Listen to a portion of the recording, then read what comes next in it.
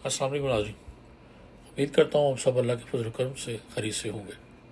अशराफ साहब का अफसाना गडरिया का दूसरा हिस्सा पेश खिदमत है। नवी जमात के शुरू ही से मुझे एक बुरी आदत पड़ गई और उसी बुरी आदत ने अजीब गुल खिलाए। हकीम अली अहमद मरहूम हमारे कस्बा के एक ही हकीम थे। इलाज मुआवजे से तो उनको कुछ ऐसी दिलचस्पी न थी, लेकिन बातें बड़ी मज़ेदार सुनाते थे। औलिया के तज़किरे, जिन्नूबूतों की कहानियाँ, हज़रत सुलेमान और मलका सबा की घरेलू ज़िंदगी की दास्तानें उनके तीर बहदफ टोटके थे, और उनके तंगो तरीक मतब में माजून के चंद डब्बे, शरबत की 10-15 बोतलों और 2 आशीषों के सिवा और कुछ न था। दवाओं के अलावा वो अपनी तिलस्माती तकरीर और हज़रत सल्लल्लाहु के ख़ास सदरी तावीज़ों से मरीज़ का इलाज किया करते। इन्हीं बातों के लिए दूर दराज गाँव के मरीज़ उनके पास खिंचे चले आते थे और फैज़याब होकर जाते। हफ्ता 2 हफ्ते की सोबत में मेरा उनके साथ एक मायदा हो गया। मैं अपने हस्पताल से उनके लिए खाली बोतलें और शीशियाँ चुरा कर लाता। इसके बदले वो मुझे दास्तान अमीर हमजा की जिल्दें पढ़ने के लिए दे दिया करते। ये किताबें कुछ ऐसी दिलचस्प थीं कि मैं रात रात भर अपने बिस्तर में दबक कर उन्हें पढ़ा करता और सुबह देर तक सोया रहता। अम्मा मेरे इस रवैये से सख्त नाराज़ थी। अब्बा जी को मेरी सेहत बर्बाद होने का खतरा लाहक था, लेकिन मैंने उनको बताया था कि चाहे जान चली जाए, आपकी 10वीं में वजीफा जरूर हासिल करूंगा। रात तिलिस्म होशरुबा के ईवानों में बसर होती और दिन क्लास में बेंच पर खड़े होकर। समाही इम्तहान में फेल होते होते बचा, शशमाही में बीमार पड़ गया और सालाना इम्तहान के मौका पर हकीम जी की मदद से मास्टरों से मिल मिलाकर पास हो गया। 10वीं में सदली नामा फसाना आज़ाद और अलफ लैला साथ साथ चलते थे। फसाना आज़ाद और सदली नामा घर पर रखे थे, लेकिन अलफ लैला स्कूल के डेस्क में बंद रहती। आखिर बेंच पर मैं जोग्राफिया की किताब तले सदबाद जहाजी के साथ चलता और इस तरह दुनिया की सैर करता। 22 मई का वाकया है। सुबह 10 बजे यूनिवर्सिटी से नीजा की किताब MB हाई स्कूल पहुंची। अम्मी चंद न सिर्फ स्कूल में बल्कि जिला भर में अव्वल आया था। 6 लड़के फेल थे और 22 पास। हकीम का जादू यूनिवर्सिटी पर न चल सका और पंजाब की जाबर दानिशगाह ने मेरे नाम भी इन 6 लड़कियों में शामिल कर दिए। इसी शाम किबला गाही ने बैस से मेरी पिटाई की और घर से बाहर निकाल दिया। मैं अस्पताल के रहट की गद्दी पर आ बैठा, रात गए तक सोचता रहा अब क्या करना चाहिए और किधर जाना चाहिए।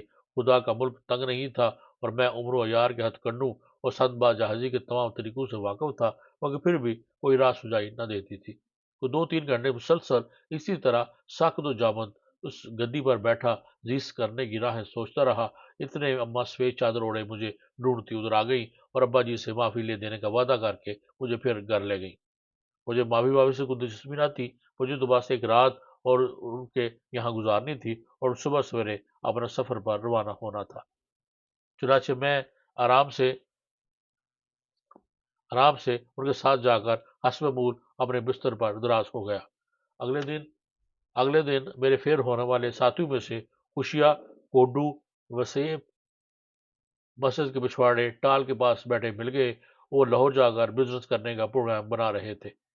वसीम ने मुझे बताया कि लाहौर में, क्योंकि उसके बाया जी अक्सर अपने दोस्त फतेह चंद के ठेकों का जिक्र किया करते थे, जिसने साल के अंदर अंदर 2 कारें खरीदनी थी। मैंने उनसे बिजनेस की नोयत के बारे में पूछा तो ये ने कहा कि लाहौर में हर तरह का बिजनेस मिल जाता है, बस एक दफ्तर होना चाहिए और इसके सामने बड़ा सा साइन बोर्ड को देखकर लोग खुद ही बिजनेस दे जाते हैं। इस वक्त बिजनेस से मुराद वो करेंसी के नोट ले रहा था। मैंने एक मरतबा वजाहत चाही तो कोडू चमक कर बोला, यार देसू सब कुछ जानता है, ये बस बता तो तैयार है या नहीं। फिर उसने पलट कर देसू से पूछा, अनारकली में दफ्तर बनाएंगे ना? देसू ने जरा सोचकर कहा, अनारकली या शाह आलमी के बाहर दोनों ही जगह एक सी हैं। मैंने कहा, अनारकली ज्यादा मुनासिब है क्योंकि वही ज्यादा मशहूर जगह है और अखबारों में जितने भी इश्तहार निकलते हैं उनमें अनारकली लाहौर लिखा होता है। चुनांचे ये तय पाया, अगले दिन 2 बजे की गाड़ी से हम लाहौर रवाना हो जाएंगे। घर पहुंचकर मैं सफर की तैयारी करने लगा। बूट पॉलिश कर रहा था कि एक नौकर ने आकर शरारत से मुस्कुराते हुए कहा, चलो जी डॉक्टर साहब बुलाते हैं। कहाँ है? मैंने ब्रश जमीन पर रख दिया और खड़ा हो गया। अस्पताल में। वो बदस्तूर मुस्कुरा रहा था क्योंकि मेरी पिटाई के रोज हाजरीन में वो भी शामिल था। मैं डरते डरते बरामदगी की सीढ़ियां चढ़ा, फिर रास्ता से जाली वाला दरवाजा खोलकर अब्बा जी के कमरे में दाखिल हुआ तो वहां उनके अलावा दाऊजी भी बैठे थे। मैंने सहमे सहमे داؤ جی کو سلام کیا اور اس کے جواب میں بڑی دیر کے بعد جیتے رہو کی مانوس دعا سنائی دی۔ ان کو پہچانتے ہو؟ ابا جی نے سختی سے پوچھا۔ بے شک، میں نے ایک مہذب سیلز مین کی طرح کہا۔ بے شک کے بچے، حرامزادے، میں تیری یہ سب… نہ نہ ڈاکٹر صاحب، داؤ جی نے ہاتھ اوپر اٹھا کر کہا، یہ تو بہت ہی اچھا بچہ ہے، اس کو تو… اور ڈاکٹر صاحب نے بات کاٹ کر تلخی سے کہا، آپ نہیں جانتے منشی جی، اس کمینے نے میری عزت خاک میں ملا دی۔ آپ فکر نہ کریں، داؤ جی نے ساتھ جھکاتے ہوئے کہا، یہ ہمارے آفتاب سے بھی ذہین ہے، اور ایک دن آپ کے ڈاکٹر صاحب کو غصہ آ گیا، انہیں میز پر ہاتھ مار کر کہا، کیسی بات کرتے ہو منشی جی، آفتاب کے جوتے کے برابر بھی نہیں کر سکتا۔ کر لے گا ڈاکٹر صاحب، داؤ جی نے اس بات میں سر ہلاتے ہوئے کہا۔ آپ خاطر جمع رکھے۔ پھر وہ اپنے کرسی سے اٹھے اور میرے کندھے پر ہاتھ رکھ کر بولے، میں سیر کو چلتا ہوں، تم بھی میرے ساتھ آؤ، راستے میں باتیں کریں گے۔ ابا جی اسی طرح کرسی پر بیٹھے غصے کے عالم میں اپنا جسر الٹ پلٹ کرتے اور بڑبڑاتے رہے۔ میں نے آہستہ سے چل کر جالی والا دروازہ کھولا تو داؤ جی نے پیچھے مڑ کر کہا، ڈاکٹر صاحب بھولنا چاہیے گا، ابھی بھجوا دیجیے گا۔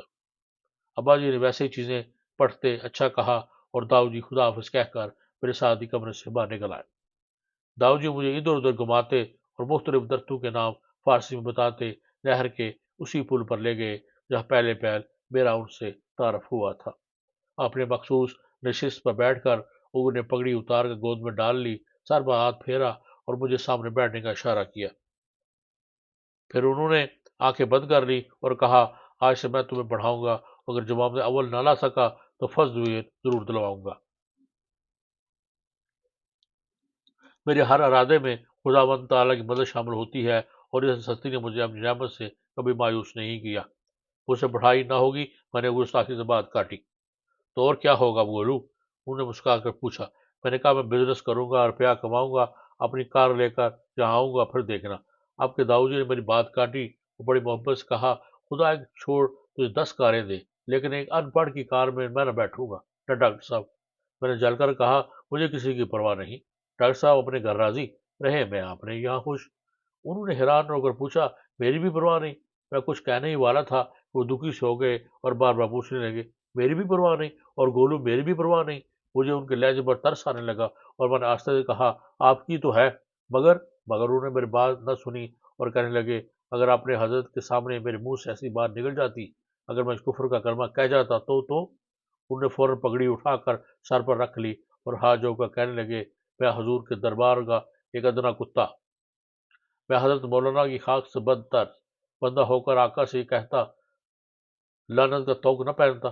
پھر انہوں نے دونوں ہاتھ سینے پر رکھ لیے اور سر بالکل گود میں جھکا کر بولے، میں ذات کا گڈریا، میرا باپ مڈاسی کا گوالا اور میں جہالت کا فرزند، میرا خاندان ابو جہل کا خاندان وعدہ اور آقا کی ایک نظر کرم، حضرت کا ایک اشارہ، حضور نے چندو کو مرشی چند نام بنا دیا۔ لوگ کہتے ہیں مرشی جی، میں کہتا ہوں رحمۃ اللہ علیہ کا کفش بردار۔ لوگ سمجھتے ہیں داؤ جی کبھی ہاتھ جوڑتے، کبھی سر جھکاتے، کبھی انگلیاں چوم کر آنکھوں کو لگاتے اور بیچ بیچ میں فارسی کے شعر پڑھتے جاتے۔ میں کچھ پریشان سا پشیمان سا ان کا زانو چھو کر آہستہ آہستہ کہہ رہا تھا، داؤ جی، داؤ جی، داؤ جی۔ میرے آقا حضرت مولانا میرے مرشد کا وظیفہ کیے جاتے۔ جب جذب کا یہ عالم دور ہوا تو نگاہیں اوپر اٹھا کر بولے، کیا اچھا موسم ہے، دن بھر گرمی پڑتی ہے تو خوشگوار شاموں کا نزول ہوتا ہے۔ پھر وہ پل کی دیوار سے اٹھے اور بولے، چلو اب چلیں، بازار سے تھوڑا سا سودا خریدنا ہے۔ میں جیسا سرکش و بد مزاج بن کر ان کے ساتھ آیا تھا، اس سے کہیں زیادہ منفعل اور خجل ان کے ساتھ لوٹا۔ گمے پرساری یعنی ویسو وسیب کے باپ کی دکان سے انہوں نے گھریلو ضروریات کی چند چیزیں خریدیں، لفافے گود میں اٹھا کر چل دیے۔ میں بار بار ان سے لفافے لینے کی کوشش کرتا مگر ہمت نہ پڑتی۔ ایک عجیب سی شرم، ایک انوکھی سی ہچکچاہٹ مانے تھی اور اسی تامل اور جھجک میں ڈوبتا ابھرتا میں ان کے گھر پہنچ گیا۔ وہاں پہنچ کر یہ بید کھلا کہ اب میں انہی کے ہاں سویا کروں گا اور وہیں پڑھا کروں گا، کیونکہ میرا بستر مجھ سے پہلے وہاں پہنچا ہوا تھا اور اس کے پاس ہی ہمارے یہاں سے بھیجی ہوئی ایک ہری لالٹین بھی رکھی تھی۔ بزنس میں بننا اور پاپا کرتی پیکار اڑائے پھرنا میرے مقدر میں نہ تھا۔ وہ میرے ساتھیوں کی روانی کے تیسرے ہی روز بعد ان کے والدہ بھی انہیں لاہور سے پکڑ لائے۔ اگر میں ان کے ساتھ ہوتا تو شاید اس وقت نارکلی میں ہمارا دفتر پتہ نہیں ترقی کے کون سے شاندار سال میں داخل ہو چکا ہوتا۔ داؤ جی نے میری زندگی اجیرن کر دی، مجھے تباہ کر دیا، مجھ پر جینا حرام کر دیا۔ سارا دن اسکول کی بکواس میں گزرتا اور رات گرمیوں کی مختصر رات ان کے سوالات کا جواب دینے میں۔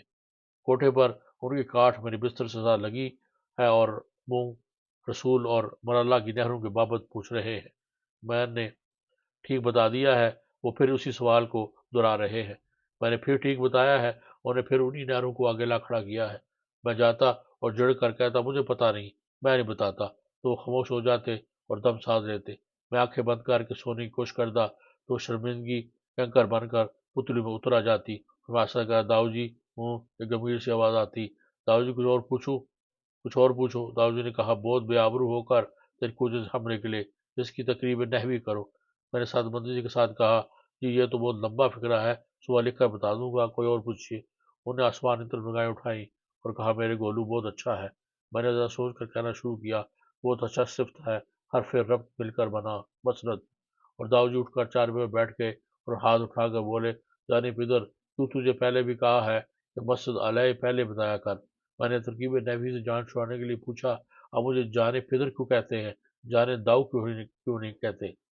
شاباش، وہ خوش ہو کر کہنے لگے ایسی باتیں پوچھنے کی ہوتی ہیں، جان لفظ کا فارسی کا ہے اور داؤ بادشاہ کا، اس کے درمیان فارسی اضافت نہیں لگ سکتی۔ جو لوگ دن بدن لکھتے یا بولتے ہیں سخت غلطی کرتے ہیں، روز بروز کہو یا دن بھر، دن اسی طرح سے ہے۔ اور جب میں سوچتا کہ یہ تو ترکیب نحوی سے بھی خطرناک معاملے میں الجھ گیا ہوں، تو جمائی لے کر پیار سے کہتے داؤ جی اب نیند آ رہی ہے، اور وہ ترکیب نحوی وہ جٹ سے پوچھتے، اس کے بعد میں چاہے لاکھ باتیں کرتا، ادھر ادھر کی ہزار باتیں کرتا، مگر وہ اپنی کاٹ پر ایسے بیٹھے رہتے، بلکہ اگر کوئی ذرا سی دیر ہو جاتی تو کرسی پر رکھی ہوئی پگڑی اٹھا کر سر پر دھر لیتے، طرح سے کچھ بھی ہوتا اور ان کے ہر سوال کا خاطر خواہ جواب دینا پڑتا۔ امی چند چار کالے چلا گیا تو اس کی بیٹھک مجھے مل گئی اور داؤ جی کے دل میں اس کی محبت پر بھی قبضہ کر لیا۔ اب مجھے داؤ جی بہت اچھے لگنے لگے تھے، لیکن ان کی جو باتیں مجھے اس وقت بری لگتی تھیں وہ اب بھی بری لگتی ہیں، بلکہ اب پہلے سے کس قدر زیادہ، شاید اس لیے کہ اب میں نفسیات کا ہونہار طالب علم ہوں اور داؤ جی پرانے ملائی کتب کے پروردہ تھے۔ سب سے بڑی عادت ان کے اٹھتے بیٹھتے سوال پوچھنے رہنے کی تھی اور دوسرے کھیل کود سے منع کرنے کی۔ وہ تو بس یہ چاہتے تھے کہ آدمی پڑھتا رہے اور جب اس بدکوک کی موت کا دن قریب آئے تو کتابوں کے ڈھیر پر جان دے دے۔ صحت جسمانی قائم رکھنے کے لیے ان کے پاس ایک ہی نسخہ تھا، لمبی سیر، اور وہ صبح صبح کی۔ تقریباً ہر روز سورج نکلنے سے وہ 2 گھنٹے بیشتر مجھے بیٹھک میں جگانے آتے اور میرا کندھا ہلا کر کہتے اٹھو گولو، موٹا ہو گیا بیٹا۔ دنیا جہان کے والدین صبح جگانے کے لیے یہ کہا کرتے اٹھو بیٹا، صبح ہو گئی یا سورج نکل آیا، مگر وہ موٹا ہو گیا کہہ کر میری تذلیل کیا کرتے۔ میں مناتا تو چمکار کر کہتے بدہ ہو جائے گا بیٹا، گھوڑے پر ضلع کا دورہ کیسے کیا کرے گا؟ اور میں گرم بستر سے ہاتھ جوڑ کر کہتا داؤ جی خدا کے لیے مجھے صبح نہ جگاؤ، چاہے مجھے قتل کر دو، مجھے جان سے مار دو۔ یہ فکرہ ان کی سب سے بڑی کمزوری تھا، وہ فوراً میرے سر پر لہو ڈال دیتے اور باہر نکل جاتے۔ بیبے کو ان داؤ جی سے اللہ واسطے کا بیر تھا اور داؤ جی ان سے بہت ڈرتے تھے۔ وہ سارا دن محلے والیوں کے کپڑے سیا کرتی اور داؤ جی کو کوسنے دیا جاتی۔ ان کی اس زبان درازی پر مجھے بہت غصہ آتا تھا، مگر پانی میں رہ کر مگر مرض سے بیر نہ ہو سکتا تھا۔ کبھی کبھار وہ ناگفتنی گالیوں پر اتر آتی تو داؤ جی میرے پاس بیٹھک میں آ جاتے اور کانوں پر ہاتھ رکھ کر کرسی پر بیٹھ جاتے۔ تھوڑی دیر پر کہتے غیبت کرنا بڑا گناہ ہے، لیکن میرا خدا مجھے معاف کرے، تیری بیبے بٹیارن ہے اور اس کی سرائے میں میری قرۃ العین اور تھوڑا تھوڑا تو بھی، ہم تینوں بڑے عاجم مسافر ہیں۔ اور واقعی بیبے بٹیارن سی تھی۔ اس کا رنگ سخت کالا تھا اور دانت بے حد سفید، ماتھا محراب دار اور آنکھیں چنیاں سی، چلتی تو ایسے گربا پائی کے ساتھ جیسے خدا مجھے بھی معاف کر۔ کٹنی کنسوئیاں لیتی پھرتی تھی، بیچاری بیویوں کو ایسی ایسی بری باتیں کہتی کہ وہ دونوں دن رو رو کر ہلکان ہوا کرتی۔ ایک امی چاند کے ساتھ اس کی بنتی تھی، شاید اسی وجہ سے کہ ہم دونوں ہم شکل تھے، یا شاید اسی وجہ سے کہ اس کو بیوی کی طرف اپنے داؤ جی سے پیار نہ تھا۔ یوں تو بیوی بیچاری بہت اچھی لگتی تھی، مگر اس سے میری بھی نہیں بنتی تھی۔ میں کوٹھے پر بیٹھا سوال نکال رہا تھا، داؤ جی نیچے بیٹھے ہیں اور بیوی اوپر برساتی سے ایندھن لینے آئی تو ضرور کر مجھے دیکھا، پھر منڈیڑ سے جا کر بولی داؤ جی پڑھ نہیں رہا ہے، ترکو کی چارپائیاں بنا رہا ہے۔ میں غسیل بچے کی طرح منہ چڑھا کر کہتا تجھے کیا نہیں پڑتا، تو کو بڑبڑ کرتی ہے، آئی بڑی تھانے دار نہیں۔ اور داؤ جی نیچے سے ہانک کر لگاتے نہ گولو مولو، बहनों से नहीं झगड़ा करते। और मैं ज़ोर से चलाता, पढ़ रहा हूँ जी, झूठ बोलती है। दाऊ जी आहिस्ता आहिस्ता सीना चाकर ऊपर आ जाते और कापियों को नीचे नीम पोशीदा चारपाई देकर कहते, कुरत बेटा तू इसको चुराया ना कर, ये जिन बड़ी मुश्किल से काबू किया है, अगर एक बार बिगड़ गया तो मुश्किल से संभलेगा। बीबी कहती, कापी उठाकर देख लो दाऊ जी, इसके नीचे है वो चारपाई जिससे खेल रहा था। मैं कहरलूदा निगाहों से बीबी को देखता और वो लकड़ियां उठाकर नीचे उतर जाती। फिर दाऊजी समझाते कि बीबी ये सब कुछ तेरे फायदे के लिए कहती है, वरना उसे क्या पड़ी है कि मुझे बताती फिरे। तू फेल हो या पास, उसकी भला से, मगर वो तेरी भलाई चाहती है, तेरी बेहतरी चाहती है। और मुझे दाऊजी की ये बात हरगिज़ समझ नहीं आती थी। मेरी शिकायतें करने वाली मेरी भलाई क्यों कर चाह सकती थी। इन दिनों मामूल ये था कि सुबह 10 बजे से पहले दाऊजी के यहाँ से चल देता, घर जाकर नाश्ता करता और फिर स्कूल पहुंच जाता। आधी छुट्टी पर मेरा खाना स्कूल भेज दिया जाता और शाम को स्कूल बंद होने पर घर आकर अपनी लालटेन तेल से भरता और दाऊजी के यहाँ आ जाता। फिर रात का खाना भी मुझे दाऊजी के घर पर भिजवा दिया जाता। जिन अयाम में मुंसफी बंद होती, दाऊजी स्कूल की ग्राउंड में आकर बैठ जाते और मेरा इंतजार करने लगते।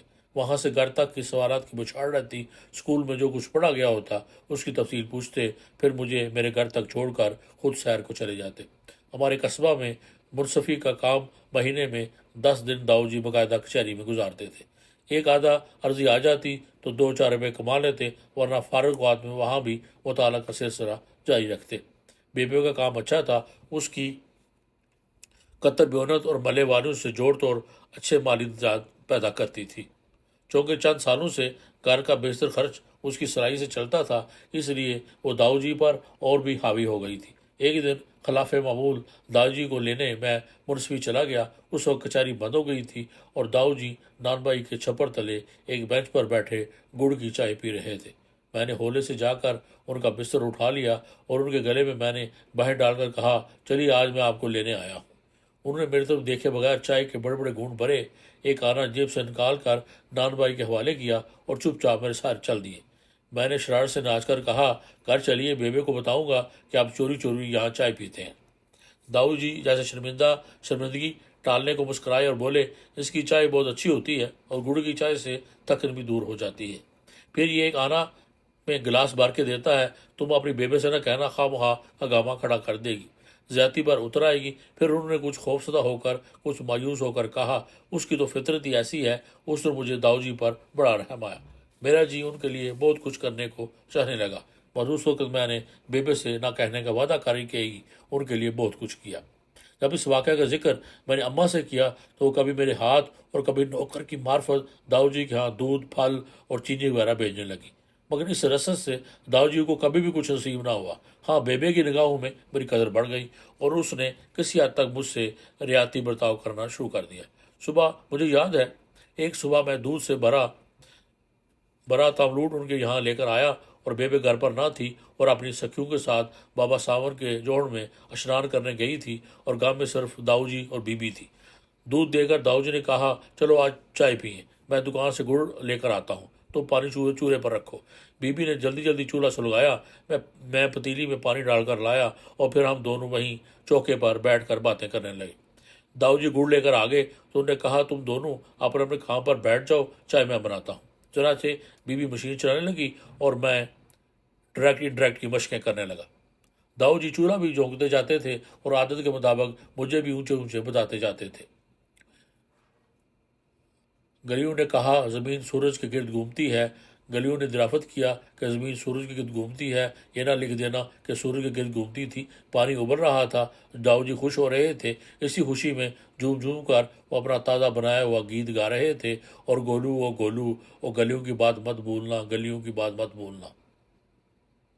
उन्होंने चाय की पत्ती खोलते हुए पानी में डाल दी। बर्तन अभी तक चूल्हे पर ही था और दाऊजी एक छोटे से बच्चे की तरह पानी की गुलबुल के साथ गोलू गलियों के लिए किए जा रहे थे। मैं हंस रहा था और अपने काम किए जा रहा था। बीबी मुस्कुरा रही थी और मशीन चलाई जाती थी। हम तीनों अपने छोटे से घर में बहुत बहुत बड़े ही खुश थे। गोया सारे मोहल्ले बल्कि सारे कस्बे की खुशियाँ बड़े बड़े रंगीन परों वाली परियों की तरह हमारे घर में उतर आई हूँ। इतने में दरवाज़ा खुला और बेबे अंदर दाखिल हुई। दाऊजी ने दरवाज़ा खुलने की आवाज़ पर पीछे मुड़कर देखा और उनका रंग फक हो गया। چمکتی ہوئی پتیلی سے گرم گرم بھاپ اٹھ رہی تھی، اس کے اندر چائے کے چھوٹے چھوٹے چھلاوے ایک دوسرے کے پیچھے شور مچاتے پھرتے تھے، اور ممنوعہ کھیل رچانے والا بڈھا موقع پر پکڑا گیا تھا۔ بیبے نے آگے بڑھ کر چولہے کی طرف دیکھا اور داؤ جی نے چوکٹھے سے اٹھتے ہوئے معذور لہجے میں کہا، چائے ہے۔ بیبے نے ایک دو ہتھڑ داؤ جی کی کمر میں مارا اور کہا، بڈھے، تجھے لاج نہیں آتی؟ تجھ پر باروں بھرے تجھے ہم بم سمیٹے، یہ تیری چائے پینے کے دن ہے؟ میں بیوہ گھر میں نہ تھی جو تجھ کو کسی کا ڈر نہ رہا؟ تیرے بامے میں کل کی مرتی آج مروں، تیرا من راضی ہو، تیری آسیں پوری ہوں۔ کسی مرنے جوگی سے جنا اور کس لیک کی ریکھا نے میرے پلے باندھ دیا، تجھے موت نہیں آتی؟ او ہوں، تجھے کیوں آئے گی؟ اس فکرے کی گردان کرتے ہوئے بیبے بیڑنی کی طرح چوکے پر چڑھی، کپڑے سے پتیلی پکڑ کر چولہے سے اٹھائی اور زمین پر دے ماری۔ گرم گرم چائے کے چھپاکے داؤ جی کی پنڈلیوں اور پاؤں پر گرے، اور وہ تیرا بھلا ہو جائے اور تیرا بھلا ہو جائے کہتے وہاں سے ایک بچے کی طرح بھاگے اور بیٹھک میں گھس گئے۔ ان کے اس فرار بلکہ انداز فرار کو دیکھ کر میں اور بی بی ہنسے بنا نہ رہ سکے، اور ہماری ہنسی کی آواز ایک ثانیہ کے لیے چاروں دیواروں سے ٹکرائی۔ میں تو خیر بچ گیا، لیکن بیبے نے سیدھی جا کر بی بی کو بالوں سے پکڑ لیا اور چیخ کر بولی، میری سوت بتا، بڈھے سے تیرا کیا ناتا ہے؟ پتہ نہیں، تو ابھی پران لیتی ہوں، تو نے اس چائے کی کنجی کیوں دی؟ بی بی بیچاری پھس پھس رونے لگی تو میں بھی اٹھ کر اندر بیٹھک میں گھس آیا۔ داؤ جی اپنی مخصوص کرسی پر بیٹھے تھے اور پاؤں سہلا رہے تھے۔ پتہ نہیں انہیں اس حالت میں دیکھ کر مجھے پھر کیوں گدگدی ہوئی کہ میں الماری کے اندر منہ کر کے ہنسنے لگا۔ انہوں نے ہاتھ کے اشارے سے مجھے پاس بلایا اور بولے، شکر کرو گار گنم کے گرفتاروں پہ مصیبت نہ کہ بس مصیبتیں۔ تھوڑی دیر تک رک کر پھر کہا، میں تو اس کے کتوں کا بھی کتا ہوں جس کے سر پتھر پر مکے کی ایک کم نصیب بڑھیا غلاظت پھینکا کرتی تھی۔ میں نے حیرانے سے ان کی طرف دیکھا تو بولے، آقا نامدار کا ایک ادنا حلقہ بگوش گرم پانی کے چند چھینٹے پر نالے پر شیون کرے تو لعنت ہے اس کی زندگی پر۔ وہ اپنے محبوب کی طفیل نار جہنم سے بچائے۔ خدائے ابراہیم مجھے جرأت عطا کرے، مولا ایوب مجھے صبر کی نعمت دے۔ میں نے کہا، داؤ جی، آقا نامدار کون؟ تو داؤ جی کو جو سن کر زیادہ تکلیف ہوئی، انہیں شفقت سے کہا، جانے پدر، یوں نہ پوچھا کر، میرے استاد میرے حضرت کی روح کو مجھ سے بیزار نہ کر۔ وہ میرے آقا بھی ہیں، میرے باپ بھی اور استاد بھی، اور تیرا دادا استاد ہیں۔ اور دادا استاد؟ اور انہوں نے دونوں ہاتھ سینے پر رکھ لیے۔ آقا نامدار کا لفظ اور کوتاہ قسمت مزورہ کی ترکیب میں نے پہلی بار داؤ جی سے سنی۔ یہ واقعہ سنانے میں انہوں نے کتنی دیر لگائی، کیونکہ ایک ایک فکرے کے بعد فارسی کے بے شمار نعتیہ اشعار پڑھتے تھے اور بار بار اپنے استاد کی روح کو ثواب پہنچاتے تھے۔ جب وہ یہ واقعہ بیان کر چکے تو میں نے بڑے ادب سے پوچھا، داؤ جی، آپ کو اپنے استاد صاحب اس قدر اچھے کیوں لگتے تھے، اور آپ ان کا نام لے کر ہاتھ کیوں جوڑتے ہیں، اپنے آپ کو ان کا نوکر کیوں کہتے ہیں؟ داؤ جی نے مسکرا کر کہا، جو طویلے کی ایک خر کو ایسا بنا دے کہ لوگ کہیں یہ منشی چند رام ہے یا منشی جی ہیں، وہ مسیحا نہ ہو، واقع نہ ہو تو پھر کیا ہو؟ میں چارپائی کے کونے سے آہستہ آہستہ پھسل کر بستر میں پہنچ گیا اور چاروں طرف رضائی لپیٹ کر داؤ جی کی طرف دیکھنے لگا، جو سر جھکا کر اپنے آپ پہ پاؤں کی طرف دیکھتے پنڈلیاں سلاتے تھے، چھوٹے چھوٹے وقفوں بعد ذرا سا ہنسے اور پھر خاموش ہو جاتے، کہنے لگے، میں کیا تھا اور کیا ہو گیا؟ حضرت مولانا کی پہلی آواز کیا تھی؟ میری طرف سر مبارک اٹھا کر فرمایا، چوپال زادے ہمارے پاس آؤ۔ میں لاٹھی ٹیکتا ان کے پاس جا کھڑا ہوا۔ چتھا بٹار اور دیگر دیہات کے لڑکے نیم دائرہ بنائے ان کے سامنے بیٹھے سبق یاد کر رہے تھے۔ ایک دربار لگا تھا اور کسی کو آنکھ اوپر اٹھانے کی ہمت نہیں تھی۔ میں حضور کے قریب گیا تو فرمایا، بھائی، ہم تم کو ہر روز یہاں بکریاں چراتے دیکھتے ہیں، انہیں چگنے کے لیے چھوڑ کر ہمارے پاس آ جایا کرو اور کچھ پڑھ لیا کرو۔ پھر حضور نے میری عرض سنے بغیر پوچھا، کیا نام ہے تمہارا؟ میں نے گواروں کی طرح کہا، چنتو۔ حضرت مسکرائے، تھوڑا سا ہنسے بھی، فرمانے لگے، پورا نام کیا ہے؟ پھر خود ہی بولے، جنت رام ہوگا۔ میں نے سر ہلا دیا۔ حضور کے شاگرد کتاب سے نظریں چرا کر میری طرف دیکھ رہے تھے۔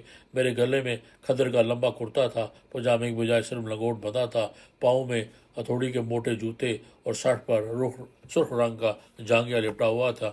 بکریاں میری؟ میں نے بات کر کے پوچھا، آپ بکریاں چراتے تھے داؤ جی؟ ہاں ہاں، فخر سے بولے، میں گڈریا تھا اور میرے باپ کی 12 بکریاں تھیں۔ حیرانے سے میرا منہ کھلے کا کھلا رہ گیا اور میں نے معاملے کی تہہ تک پہنچنے کے لیے جلدی سے پوچھا، آپ اسکول کے پاس بکریاں چرایا کرتے تھے؟ داؤ جی نے کرسی چارپائی کے قریب کھینچ لی اور اپنے پاؤں پائے پر رکھ کر بولے، جانے پدر، اس زمانے میں تو شہروں میں بھی اسکول نہ ہوتے تھے، میں گاؤں کی بات کر رہا ہوں۔ آج سے 74 برس پہلے کوئی تمہارے ایم بی ہائی اسکول کا نام بھی جانتا تھا؟ وہ تو میرے آقا کو پڑھانے کا شوق تھا، ارد گرد کے لوگ اپنے لڑکے 4 حرف پڑھنے کو ان کے پاس بھیجتے تھے۔ ان کا سارا خاندان زیور علم سے آراستہ تھا اور دینی نعمتوں سے مالا مال تھا۔ والد ان کے ضلع بھر کے ایک ہی حکیم اور چوٹی کے مبلغ تھے۔ جد امجد مہاراجہ کشمیر کے میر منشی، گھر میں علم کے دریا بہتے تھے۔ فارسی، عربی، جبر و مقابلہ، عقلیدس، حکمت اور علم حیت کی ان کے گھر کی لونڈیاں تھیں۔ حضور کے والد کو دیکھنا مجھے نصیب نہیں ہوا، لیکن آپ کی زبانی ان کے علمی داستانیں بہت سنی۔ شیفتہ اور حکیم مومن خان مومن سے ان کے بڑے مراسم تھے، اور خود حضرت مولانا کی تعلیم دلی میں مفتی ارزدہ مرحوم کی نگرانی میں ہوئی تھی۔ مجھے داؤجی کے موضوع سے بھٹک جانے کا ڈر تھا، اس لیے میں نے جلدی سے پوچھا، پھر آپ نے حضرت مولانا کے پاس پڑھنا شروع کیا؟ ہاں، داؤجی اپنے آپ سے باتیں کرنے لگے۔ ان کی باتیں ہی ایسی تھیں، ان کی نگاہیں ہی ایسی تھیں، جس کی طرف توجہ فرماتے تھے بندے سے ممولہ کر دیتے تھے۔ میں تو اس وقت لاٹھی زمین پر ڈال کر ان کے پاس بیٹھ گیا۔ فرمایا، اپنے بھائیوں کے پاس بوریے پر بیٹھو۔ میں نے کہا، جی 18 برس دھرتی پر بیٹھ کر گزر گئے، اب کیا فرق پڑتا ہے؟ پھر مسکرا دیے۔ اپنے 24 نوکچے سے حرف اجبت کا ایک مکوہ نکالا اور بولے، الف، بے، پے اور تے، اور سبحان اللہ کیا آواز تھی! کس شفقت سے بولے تھے، کس لہجے سے فرما رہے تھے، الف، بے، پے، تے، اور داؤجی ان حرفوں کا ورد کرتے ہوئے اپنے ماضی میں کھو گئے۔ تھوڑی دیر بعد انہوں نے اپنا دایاں ہاتھ اٹھا کر کہا، ادھر ہٹ تھا، اور اس کے ساتھ مچھلیوں کا حوض۔ پھر انہوں نے بایاں ہاتھ ہوا میں لا کر کہا، اس طرف مزار عین کے کوٹھے، دونوں کے درمیان حضور کا باغیچہ تھا، اور سامنے ان کی قدیم و شاہ حویلی۔ اسی باغیچے میں ان کا مکتب لگتا تھا۔ در فیض کھلا تھا، جس کا جی چاہے آئے، نہ مذہب کی قید، نہ مسلک کی پابندی۔ میں نے کافی دیر سوچنے کے بعد بادب بلا معاوضہ قسم کا فکرہ تیار کر کے پوچھا، حضرت مولانا کا اسم گرامی شریف کیا تھا؟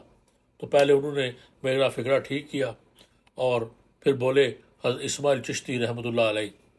فرماتے تھے کہ ان کے والد ہمیشہ انہیں جانے جہاں کہہ کر پکارتے تھے، کبھی جانے جانا کی رائے سے مظہر جانے جانا بھی کہہ دیتے تھے۔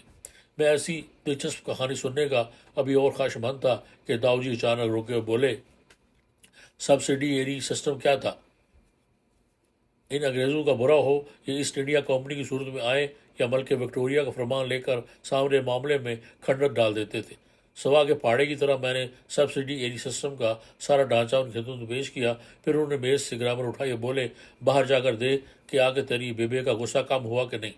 میں دوات میں پانی ڈالنے کے بہانے باہر گیا تو بیبے کو مشین چلاتے اور بیبی کو چوکا صاف کرتے پایا۔ داؤجی کی زندگی میں بیبے والا پہلو بڑا ہی کمزور تھا۔ وہ جب دیکھتے کہ گھر میں مطلع صاف ہے اور بیبے کے چہرے پر کوئی شکر نہیں تو پکار کر کہتے، سب ایک ایک شعر سناؤ۔ پہلے مجھ سے تقاضا کرتے اور میں چھوڑتا ہی کہتا، لازم تھا کہ دیکھو میرا رستہ کوئی دن اور، تنہا گئے کیوں اب رہو تنہا کوئی دن اور۔ اس پر تالی بجاتے اور کہتے، اولی شعر نہ سنوں گا، اردو کم سنوں گا اور مسلسل نظم کا ہرگز نہ سنوں گا۔ میں کہتا، مجھے سوچنے دیجیے۔ اتنے میں بی بی سنائے۔ بی بی بھی میری طرح اکثر اس شعر سے شروع کرتی، شنیدم کہ صدا پور دم در کشید، چو خسرو برا شمس قلم رخشید۔ اس پر داؤجی ایک مرتبہ پھر آرڈر پکارتے۔ بی بی کینچی رکھ کر کہتی، شورے شد داز خوب عدم چشم کشدیم، دیدم کے باقی ست شب فستنا غنودیم۔ داؤجی شاباش تو ضرور کہہ دیتے، لیکن ساتھ یہ بھی کہہ دیتے کہ بیٹا یہ شعر تو کئی مرتبہ سنا چکی ہے۔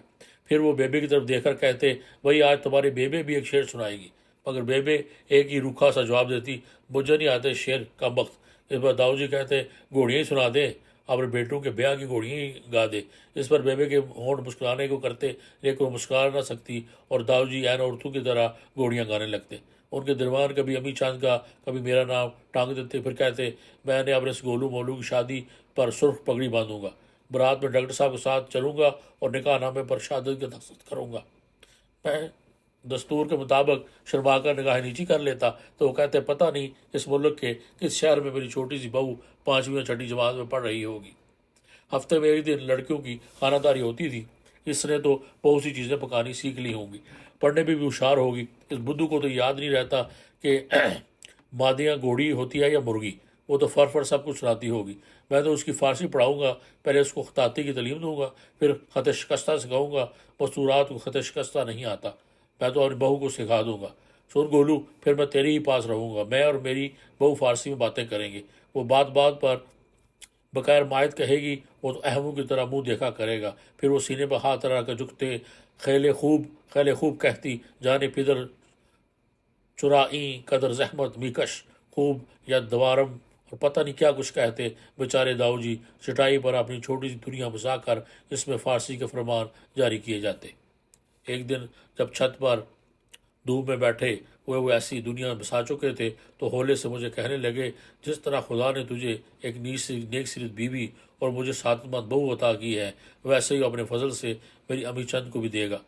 اس کے خیالات کچھ مجھے اچھے نہیں لگتے، یہ سواسنگ، یہ مسلم لیگ، یہ بیلچا پارٹیاں مجھے پسند نہیں، اور امی جان لاٹھیاں چلاتا گتھا کھیلنا سیکھ رہا ہے، میری تو کب مانے گا۔ ہاں، خدا بزرگ و بدتر اس کو ایک نیک مومن سی بیوی دلا دے تو وہ اسے راہ راست پر لے آئے گی۔ اس مومن کے لفظ پر مجھے بہت تکلیف ہوئی اور میں چپ سا ہو گیا۔ چپ میں اس لیے ہوا تھا، اگر میں نے منہ کھولا تو یقیناً ایسی بات نکلے گی جس سے داؤد جی کو بڑا دکھ ہوگا۔ میری اور امی چاند کی تو خیر بات ہی تھی، لیکن 12 جنوری کو بی بی کی برات سج گئی۔ جیجا جی رام پرتاپ کے بارے میں داؤد جی مجھے بہت کچھ بتا چکے تھے کہ وہ بہت اچھا لڑکا ہے، اور اس کی شادی کے بارے میں انہوں نے جو استارہ کیا تھا اس پر وہ پورا اترا ہے۔ سب سے زیادہ خوشی داؤد جی کو اس بات کی تھی کہ ان کے سمدھی فارسی کے استاد تھے اور کبیر پنتھی مذہب سے تعلق رکھتے تھے، اور 12 تاریخ کی شام کو جب بی بی ودا ہونے لگی تو گھر بھر میں قرہ مچ گیا۔ بی بی ہزاروں قطار رو رہی تھی، امی چند آنسو بہا رہا تھا، اور محلے کی عورتیں پھس پھس کر رہی تھیں۔ میں دیوار کے ساتھ لگا کھڑا ہوں اور داؤد جی میرے کندھوں پر ہاتھ رکھ کے کھڑے ہیں اور بار بار کہہ رہے ہیں، آج زمین کچھ میرے پاؤں نہیں پکڑتی، میں توازن قائم نہیں رکھ سکتا۔ جیجا جی کے باپ بولے، منشی جی اب ہمیں اجازت دیجیے، تو بی بی بچھاڑ کھا کر گر پڑی، اس چارپائی پر ڈالا، عورتیں ہوا کرنے لگیں اور داؤد جی میرا سہارا لے کر اس کی چارپائی کی طرف چلے۔ انہوں نے بی بی کو کندھے سے پکڑ کر اٹھایا اور کہا، یہ کیا ہوا بیٹا، اٹھو، یہ تو تمہاری نئی اور خود مختار زندگی کی پہلی گھڑی ہے، اسے یوں منحوس نہ بناؤ۔ بی بی اسی طرح داڑیں مارتے ہوئے داؤد جی سے لپٹ گئی۔ انہوں نے اس کے سر پر ہاتھ پھیرتے ہوئے کہا، قرۃ العین، میں تیرا گنہگار ہوں، تجھے بڑھا نہ سکا، تیرے سامنے شرمندہ ہوں کہ تجھے علم کا جہیز نہ دے سکا، تو مجھے معاف کر دے گی اور شاید برخوردار رام پرتاپ بھی، لیکن میں اپنے آپ کو معاف نہ کر سکوں گا۔ میں خطا کار ہوں اور میرا حجل سر تیرے سامنے خم ہے۔ یہ سن کر بی بی اور بھی زور زور سے رونے لگی، اور داؤد جی کی آنکھوں سے کتنے سارے موٹے موٹے آنسو کے قطرے ٹوٹ کر زمین پر گرے۔ ان کے سمدھی نے آگے بڑھ کر کہا، منشی جی آپ فکر نہ کریں، بیٹی کو میں کریمہ پڑھا دوں گا۔ اور داؤد جی ادھر پلٹے اور ہاتھ جوڑ کر بولے، کریمہ تو پڑھ چکی، گلستان بوستان میں ختم کرا چکا ہوں، لیکن میری حسرت پوری نہیں ہوئی۔ اس پر وہ ہنس کر بولے، آپ بھی حد کرتے ہیں، ساری گلستان تو میں نے بھی نہیں پڑھی، جہاں عربی آتی ہے آگے گزر جاتا ہوں۔ داؤد جی اس طرح ہاتھ جوڑے کتنی دیر خاموش کھڑے رہے۔ بی بی نے کوٹا لگی سرخ رنگ کی ریشمی چادر سے ہاتھ نکال کر پہلے امی چند کے اور پھر میرے سر پر ہاتھ پھیرا اور سکھیوں کے بازو میں ڈیڑھ کی طرف چل دی۔ داؤد جی میرا سہارا لے کر چلے تو انہوں نے مجھے اپنے ساتھ زور سے بھیج کر کہا، لو یہ بھی رو رہا ہے، دیکھو یہ ہمارا سہارا بنا پھرتا ہے۔ اور گولو، مردہ دیدم، تجھے کیا ہو گیا، جانے پدر تو کیوں؟ اس پر ان کا گلا رد گیا اور میرے آنسو بھی تیز ہو گئے۔ برات والے تانگوں اور اکوں پر سوار تھے، بی بی رتھ میں جا رہی تھی اور اس کے پھر سے امی چند اور میں اور ہمارے درمیان داؤد جی پیدل چل رہے تھے۔ اگر بی بی کی چیخ ذرا زور سے نکل جاتی تو داؤد جی آگے بڑھ کر رتھ کا پرگا اٹھاتے اور کہتے، لاہور پڑھو بیٹا، لاہور پڑھو، اور خود آنکھوں پر رکھے ان کی پگڑی کا شملہ بھی گیا تھا۔ رانو ہمارے محلے کا بڑا ہی کثیف سا انسان تھا، پدی اور کینہ پرور، اس کی طبیعت میں کوٹ کوٹ کا بھری تھی۔ وہ باڑا جس کا میں نے ذکر کیا اسی کا تھا، اس میں 20-25 بکریاں، 2 گائے تھیں جن کا دودھ صبح شام رانو گلی کے بغری میدان میں بیٹھ کر بیچا کرتا، لیکن وہ سارے محلے والے اس سے دودھ لیتے تھے اور اس کی شرارتوں کی وجہ سے دبتے بھی تھے۔ ہمارے گھر کے آگے گزرتے ہوئے وہ یوں شوقیہ لاٹھی زمین پر بجا کر داؤد جی کو پڑھتا جے رام جی کہہ کر سلام کیا کرتا۔ داؤد جی نے اسے کئی مرتبہ سمجھایا کہ وہ پنڈت نہیں ہے، معمولی آدمی ہے، کیونکہ پنڈت ان کے نزدیک پڑھے لکھے اور فاضل آدمیوں کو کہا جا سکتا تھا، لیکن رانو نہیں مانتا تھا۔ وہ اپنی مونچھیں چبا کر کہتا، لے بھائی، جس کے سر پر بودھی چٹیا ہو وہ پنڈت ہی ہوتا ہے۔ چوروں یاروں سے اس کی آشنائی تھی، شام کو اس کے باڑے میں جوا بھی ہوتا اور گندی اور فاش بولیوں کا مشاعرہ بھی۔ بی بی کے جانے کے بعد ایک دن جب میں اس سے دودھ لینے گیا تو اس نے شرارت سے ایک آنکھ میچ کر کہا، مونی تو چلے گی بابو، اب دوسرے گھر میں رہ کر کیا کر لے گا؟ میں چپ رہا تو اس نے جاگ والے دودھ میں ڈبہ پھیرتے ہوئے کہا، گھر میں گنگا بہتی تھی، سچ بتا غوطہ لگایا کہ نہیں؟ مجھے اس بات پر غصہ آ گیا اور میں نے تامروٹ گھما کر اس کے سر پر دے مارا۔ اس ضرب شدید سے خون وغیرہ تو برآمد نہ ہوا، لیکن وہ چکرا کر تخت پر گر پڑا اور میں گھر بھاگ گیا۔ داؤ کو سارا واقعہ سنا کر میں دوڑا اپنے گھر گیا اور ابا جی سے ساری حکایت بیان کی۔ اس کی بدولت رانو کی تھانے میں طلبی ہوئی اور حوالہ صاحب نے ہلکی سی گوشمالی کے بعد اسے سخت تنبیہ کر کے چھوڑ دیا۔ اس دن کے بعد سے رانو داؤجی پر آتے جاتے طرح طرح کے فکرے کسنے لگا۔ وہ سب سے مذاق ان کی بودی کا اڑایا کرتا تھا، اور واقعی داؤجی کے فاضل سر پر وہ چپٹی سی بودی ذرا بھی اچھی نہیں لگتی تھی، پر وہ کہتے تھے کہ میری مرحوم ماں کی نشانی ہے اور مجھے زندگی کی طرح عزیز ہے۔ وہ اپنی آغوش میں میرا سر رکھ کر اسے وہی سے دھوتی تھی اور کڑوا تیل لگا کر چمکاتی تھی۔ کو میں نے حضرت مولانا کے سامنے کبھی بھی پگڑی اتارنے کی جرات نہیں کی، لیکن وہ جانتے تھے۔ تب میں دیال چند میموریل ہائی اسکول سے 1 سال کی ملازمت کے بعد چھٹی پر گاؤں آیا تو حضور نے پوچھا، شہر جا کر چوٹی تو نہیں کٹوا دی؟ میں نے نفی میں جواب دیا۔ اس پر بہت خوش ہوئے، فرمایا، تم سا سعادتمند بیٹا کم ماؤں کو نصیب ہوتا ہے، اور ہم سا خوش قسمت استاد بھی خال خال ہوگا جسے تم جیسے شاگردوں کو پڑھانے کا فخر حاصل ہوا ہو۔ میں نے ان کے پاؤں چھو کر کہا، حضور آپ مجھے شرمندہ کرتے ہیں، یہ سب آپ کے قدموں کی برکت ہے۔ ہنس کر فارنے لگے، چند رام ہمارے پاؤں نہ چھوا کرو، بھلا ایسے لفظ سے کیا فائدہ جس کا ہمیں احساس نہ ہو۔ میری آنکھوں میں آنسو آ گئے۔ میں نے کہا کہ مجھے بتا دے کہ بندر پھاڑ کر آپ کے لیے دوائی نکال لاؤں، اپنی زندگی کی خیرات حضور کی ٹانگوں کے لیے نظر کروں، لیکن میرے بس میں نہیں چلتا۔ خاموش ہو گئے اور نگاہیں اوپر اٹھا کر بولے، خدا کو یہی منظور ہے تو ایسے ہی صحیح، تم سلامت رہو کہ تمہارے کندھوں پر میں نے کوئی 10 سال بعد سارے گاؤں دیکھ لیا ہے۔ داؤد جی گزرے ایام کی تہہ میں اترتے ہوئے کہہ رہے تھے، میں صبح سویرے حویلی کی ڈیوٹی میں جا کر آواز دیتا، خادم آ گیا، مستورات ایک طرف ہو جاتی تو حضور سین سے آواز دے کر مجھے بلاتے اور میں اپنی قسمت کو سراہتا، ہاتھ جوڑے جوڑے ان کی طرف پڑتا، پاؤں چھوتا اور حکم کا انتظار کرنے لگتا۔ وہ دعا دیتے، میرے والدین کی خرید پوچھتے، گاؤں کا حال دیات فرماتے اور پھر کہتے، لو بھائی چرند رام، اب اس گناہوں کی کٹری کو اٹھا لو۔ میں سب گول کی طرح انہیں اٹھاتا اور کمر پر لاد کر حویلی سے باہر آ جاتا۔ کبھی فرماتے ہمیں باغ کا چکر دو، کبھی حکم ہوتا سیدھے رہٹ کے پاس لے چلو، اور کبھی کبھار بڑی نرمی سا کہتے، چنت رام تھک نہ جاؤ تو ہمیں مسجد تک لے چلو۔ میں نے کئی بار عرض کی، حضور ہر روز بس سے لے جایا کروں گا، مگر نہیں مانے۔ یہی فرماتے رہے، کبھی جی چاہتا ہے، جب جی چاہتا ہے تم سے کہہ دیتا ہوں۔ میں نے وضو کرانے والے چبوترے پر بٹھا کر ان کے ہلکے ہلکے جوتے اتارتا اور انہیں جولی میں رکھ کر دیوار سے لگ کر بیٹھ جاتا۔ چبوترے تو حضور خود گھسٹ کر صف کی جانب جاتے تھے، میں نے صرف ایک مرتبہ انہیں اس طرح جاتے ہوئے دیکھا تھا، اس کے بعد جرت نہ ہوئی۔ ان کے جوتے اتارنے کے بعد دامن میں منہ چھپا لیتا اور پھر اس وقت سر اٹھاتا جب وہ میرا نام لے کر ارشاد فرماتے۔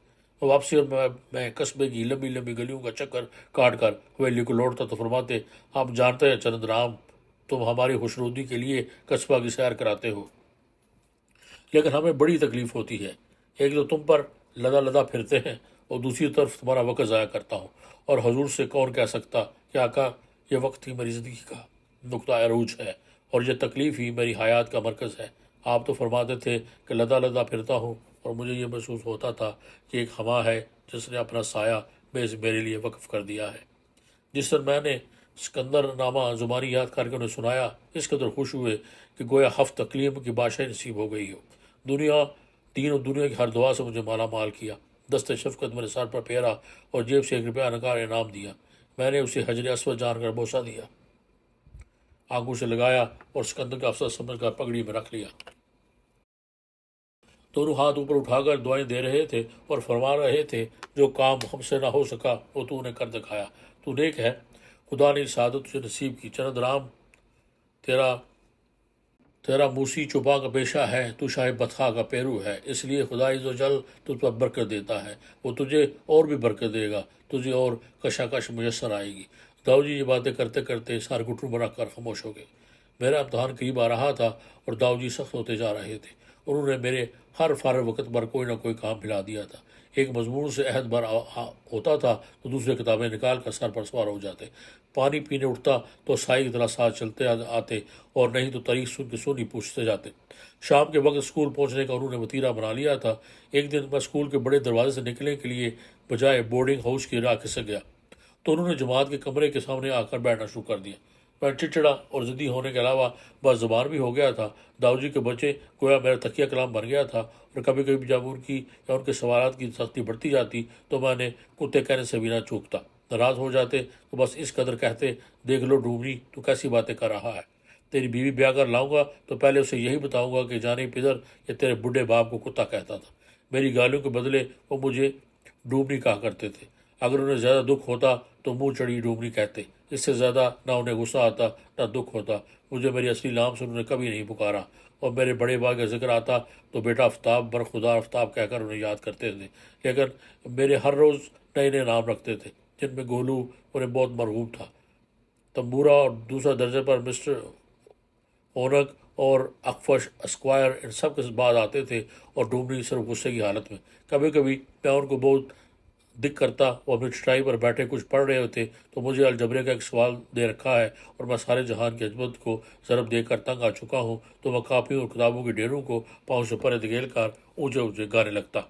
تیرے سامنے بیٹھ کے رونا تے دکھ تینوں نہیں دسنا۔ داؤ جی حیرانی سے میری طرف دیکھتے تو میں تانیاں بجانے لگتا اور قوالی شروع کر دیتا، نہیں دسنا، دکھ تینوں نہیں دسنا، تینوں تینوں تینوں۔ پھر وہ مسکراتے ہوئے میرے پاس آ کر کاپی اٹھاتے، صفحہ نکالتے اور میری تالیوں کے درمیان اور بڑا سا ہاتھ کھڑا کر کے کہتے، سن بیٹا، بڑی محبت سے کہتے، یہ کوئی مشکل سوال ہے؟ وہ سوال سمجھانے کے لیے ہاتھ نیچے کرتے، میں پھر تالی بجانے لگتا، دیکھ پھر میں تیرا داؤ نہیں۔ وہ بڑے مان سے پوچھتے، نہیں، میں منہ پھاڑ کر کہتا، تو اور کون ہے؟ وہ مجھ سے بول جاتے، وہ سچی سرکار۔ میں انگلی آسمان کی طرف کر کے شرارت سے کہتا، وہ سچی سرکار، وہ سب کا پالنے والا، بول بکرے سب کا والی کون؟ وہ میرے پاس اٹھ کر جانے لگتے تو ہماری کمر میں ہاتھ ڈال دیتا، اور داؤ جی خفا ہو گئے کیا؟ وہ مسکرانے لگتے، چھوڑ تمبورے، چھوڑ بیٹا، میں تو پانی پینے جا رہا ہوں، مجھے پانی تو پی لینے دے۔ میں جھوٹ موٹ بڑا مان کر کہتا، لو جی، جب سوال سمجھانا ہو۔ داؤ جی کو پانی یاد آ گیا، وہ آرام سے بیٹھ جاتے اور کاپی کھول کر کہتے، اکفش اسکوائر، جب تجھے 4x کا مربع نظر آ رہا تھا تو تو تیسرا فارمولہ کیوں نہ لگایا؟ اگر ایسا نہ بھی کرتا تو اس کے بعد پتہ نہیں داؤ جی کتنے دن تک پانی نہ پیتے۔ فروری کے دوسرے ہفتے کی بات ہے، امتحان میں کل 1.5 مہینہ رہ گیا تھا اور مجھ پر آنے والے خطرناک وقت کا خوف بھوت بن کر سوار ہو گیا تھا۔ میں نے خود اپنی پڑھائی پہلے سے تیز کر دی تھی اور کافی سنجیدہ ہو گیا تھا، لیکن جیومیٹری کے مسائل میری سمجھ میں نہ آتے تھے۔ داؤ جی نے بہت کوشش کی لیکن کچھ بات نہ مانی۔ آخر ایک دن انہوں نے کہا، کل ہاروں پر اپوزیشن ہے، زبانی یاد کر کے اس کے بعد کوئی چارہ نہیں۔ چاچے میں انہیں رٹنے میں مصروف ہو گیا، لیکن جو پریپوزیشن رات کو یاد کرتا صبح بھول جاتی۔ میں دل برداشتہ ہو کے ہمت چھوڑ سی بیٹھا۔ ایک رات داؤ جی مجھ سے جیومیٹری کی شکلیں بنوا کر اور مشقیں سن کر اٹھے تو وہ بھی کچھ پریشان سے ہو گئے تھے۔ میں بار بار اٹکا تھا اور انہیں بہت قوت ہوتی تھی۔ مجھے سونے کی تقید کر کے وہ اپنے کمرے میں چلے گئے تو میں کاپی پیسے لے کر پھر بیٹھ گیا اور رات کے 1:30 تک لکھ کر رٹا لگاتا رہا، پر جب کتاب بند کر کے لکھنے لگتا تو چند فکر کے بعد پھر اٹک جاتا۔ مجھے داؤ جی کا موشوس چہرہ یاد کر کے اور اپنی حالت کا اندازہ کر کے رونا آ گیا اور میں باہر سیل میں آ کر سیٹ میں بیٹھ کے سچ مچ رونے لگا۔ کچوبا سر رکھ کر رو رہا تھا اور سردی کی شدت سے کانپ رہا تھا۔ اس طرح بیٹھے بیٹھے کوئی گھنٹہ 1.5 گھنٹہ گزر گیا تو میں نے داؤ جی کی عزت بچانے کے لیے یہی ترکیب سوچی کہ ڈیوٹی کا دروازہ کھول کر نکل جاؤں اور پھر واپس نہ ہوں۔ جب فیصلہ کر چکا، عملی قدم آگے بڑھانے کے لیے سر اوپر اٹھایا تو داؤ جی کمر اوڑے میرے پاس کھڑے تھے اور مجھے بڑے پیار سے اپنے ساتھ لگایا۔ سسکیوں کا ایک لامتناہی سلسلہ صحن میں پھیل گیا اور داؤ جی نے میرا سر چھپ کر کہا، لے بھائی تمبورے، میں تو یوں نہ سمجھتا تھا، تو بہت ہی کم ہمت نکلا۔ پھر انہوں نے مجھے اپنے ساتھ کمر میں لپیٹ لیا اور بیٹھک میں لے گئے۔ بستر میں بٹھا کر انہوں نے میرے چاروں طرف رضائی لپیٹی اور خود پاؤں اوپر کر کے کرسی پر بیٹھ گئے۔ انہوں نے کہا، اقلیدس چیز ہی ایسی ہے تو اس کے ہاتھ یوں نالا ہے۔ میں نے اس سے اس طرح تنگ ہوا تھا۔ حضرت مولانا کے پاس جبر و مقابلہ اور اقلیدس کی جس قدر کتابیں تھیں، انہیں میں اچھی طرح سے پڑھ کر اپنی کاپی پر اتار چکا تھا۔ کوئی ایسی بات نہ تھی جس میں الجھن ہوتی۔ میں نے یہ جانا کہ ریاضی کا ماہر ہو گیا ہوں، لیکن ایک رات میں اپنی کھاٹ پر بڑا متساوی سکین کے ایک مسئلہ پر غور کر رہا تھا کہ بات الجھ گئی۔ میں نے دیا جلا کر شکل بنائی، اس پر غور کرنے لگا۔ جبر و مقابلہ کی روح سے مفروضہ کا جواب ٹھیک آتا تھا، لیکن علم ہندسہ سے پائیے ثبوت کو نہ پہنچتا تھا۔ میں ساری رات کاغذ سیاہ کرتا رہا لیکن تئی طرح سے رویا نہیں۔ رہی صبح میں حضرت کو خدمت میں حاضر ہوا تو انہوں نے اپنے دست مبارک سے کاغذ پر شکل کھینچ کر سمجھانا شروع کیا، لیکن جہاں مجھے الجھن ہوتی وہیں حضرت مولانا کی تباہ رسا کو بھی کوفت ہوتی۔ روانے لگے، چند رام اب ہم تم کو نہیں پڑھا سکتے، جب استاد اور شرید کا علم ایک سا ہو جائے تو شرید کو کسی اور معلم کی طرف رجوع کرنا چاہیے۔ میں نے جرأت کر کے کہہ دیا، حضور اگر کوئی اور جملہ کہتا تو میں اسے کفر کا مترادف سمجھتا، لیکن آپ کا ہر حرف اور ہر شوشہ میرے لیے حکم ربانی سے کم نہیں، اس لیے خاموش ہوں۔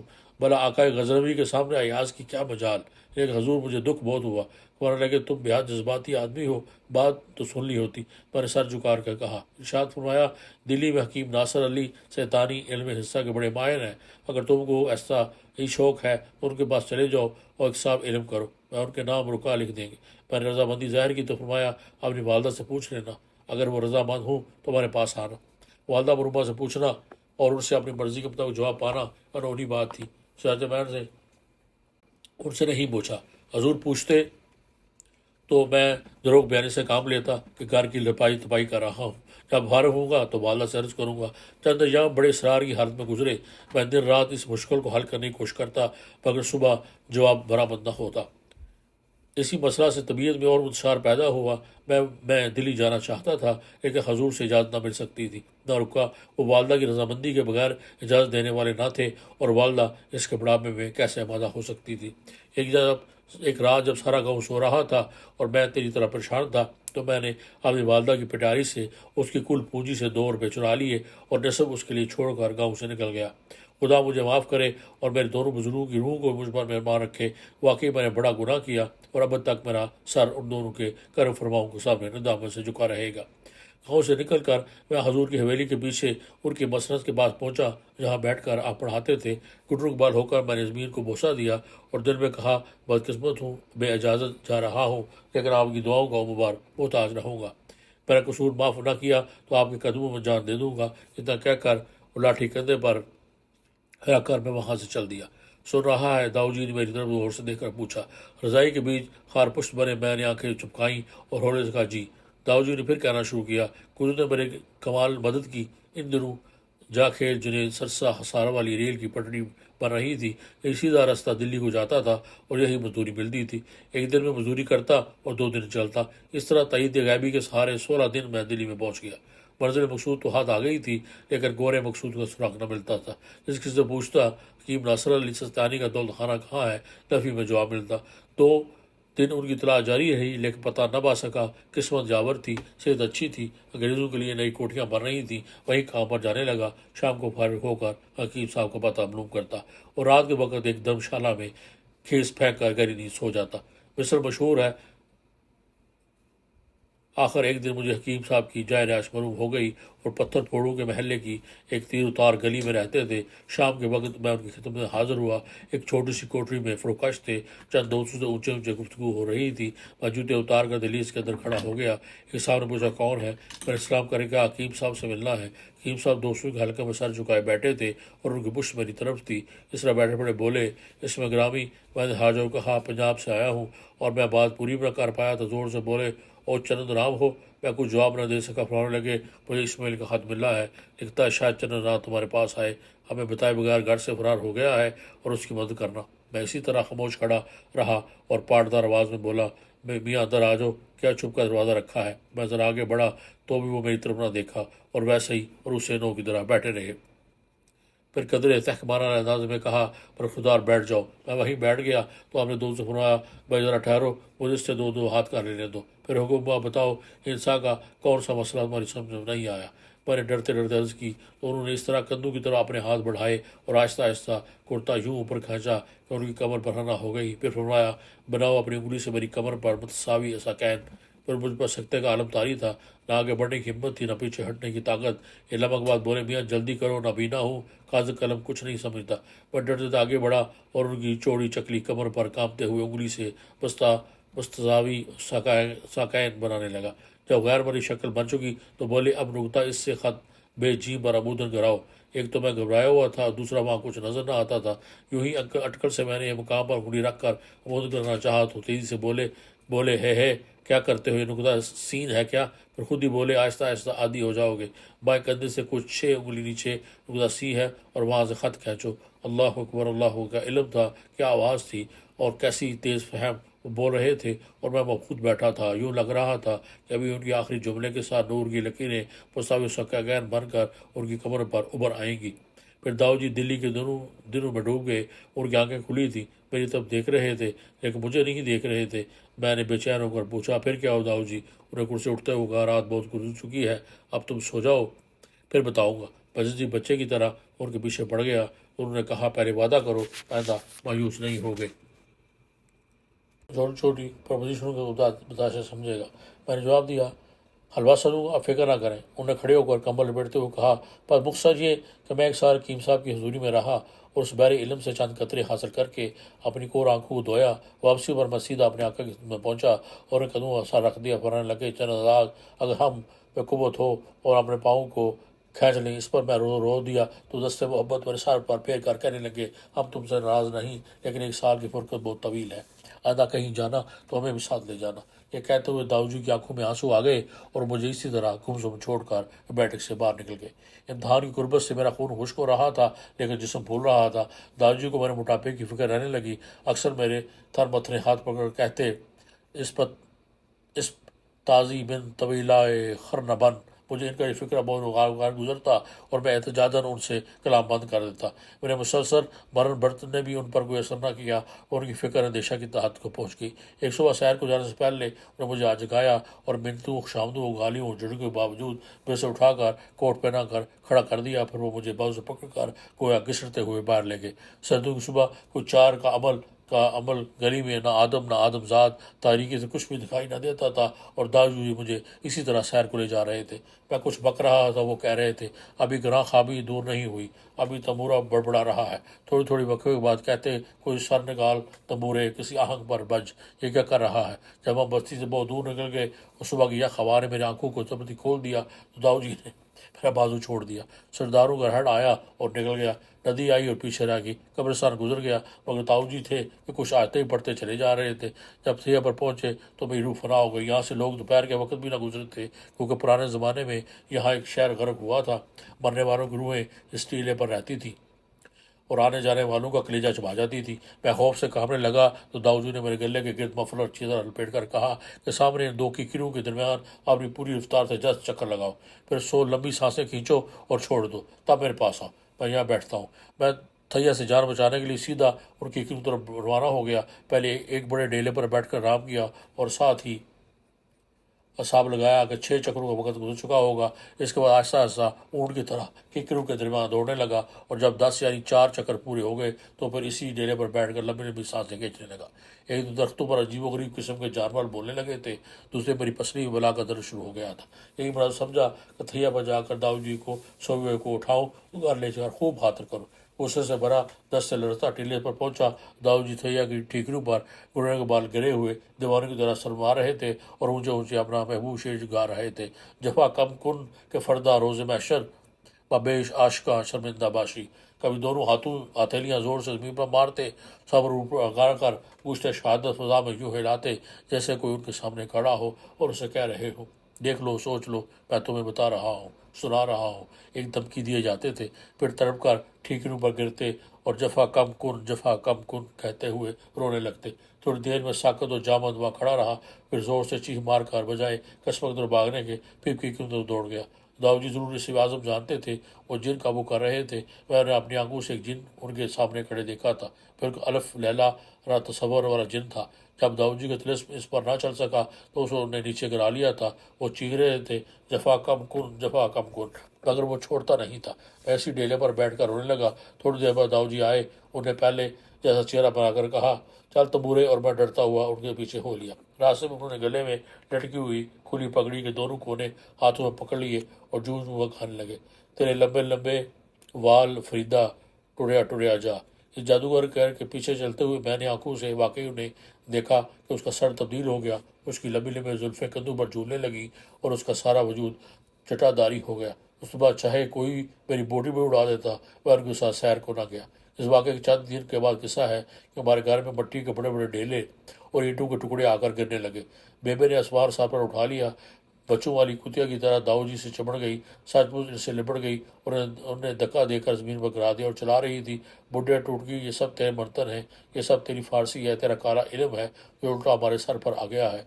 तेरे प्रेत मेरे घर में ईंटें फेंकते हैं, उजाड़ मांगते हैं, मौत चाहते हैं। फिर वो ज़ोर ज़ोर से चीखने लगी, मैं मर गई, मैं जल गई। लोगों, इस बुढ़े ने मेरी अम्मी चांद को जान लेने का प्रबंध किया है, मुझ पर जादू किया है, मेरा अंग रंग तोड़ दिया है। अम्मी चांद तो दाऊ जी को अपनी ज़िंदगी की तरह अजीज़ था और उसकी जान के दुश्मन भला वो क्यों कर हो सकते थे, लेकिन चन्नू की खश्त बारी इन्हीं की वजह से अमल में आई थी। जब मैंने भी बेबे की ताकीद की तो दाऊ जी ने ज़िंदगी में पहली बार मुझे जड़ कर कहा, तू अहमक है और तेरी बेबे उम्मुल जाहिलीन। मेरे 1 साल की तलीम का यह असर हुआ कि तू जिन्हों बूतों में एतकाद करने लगा। अफसोस तूने मुझे मायूस कर दिया है, ए वाय कि तू शौर की बजाय औरतों के एतकाद का गुलाम निकला। अफसोस सद अफसोस, बेबी को इस तरह चलाते और दाऊजी को यूँ खड़ाते छोड़कर मैं ऊपर कोठे पर धूप में जा बैठा। उस दिन शाम को जब मैं अपने घर से आ रहा था तो रास्ते में रानू ने मखसूस अंदाज में आंख कानी करके पूछा, सुना बाबू तेरे तो कोई ईंट डेला तो नहीं लगा? सुना है तुम्हारे पंडित के घर में रोड़े गिरते हैं। मैंने उस कमीने के मुंह लगना पसंद न किया और चुपचाप ड्यूटी में दाखिल हो गया। रात को वक्त दाऊजी मुझसे ज्योमेट्री की प्रपोजिशन सुनने में पूछने लगे, बेटा क्या तुम सचमुच जिन भूत या पड़ी चेलुकों को मखलूक समझते हो? मैंने इस बात में जवाब दिया। वर्षकर बोल पड़े, बोले वाकई तू बहुत बोला है, मैंने आज हाँ वहाँ तुझे झिड़क दिया। बड़ा तूने मुझे पहले क्यों ना बताया कि जिन होते हैं और इस तरह ईंटें फेंक सकते हैं। आपने जो वाली मिस्त्री और पते मजदूर को लगाकर बरसाती बनवाई है वो देख ली, जिन को कह दे बनवा लेते, लेकिन ये बता के जिन सिर्फ ईंटें फेंकने में ही काम करते हैं कि चुनाई भी जानते हैं।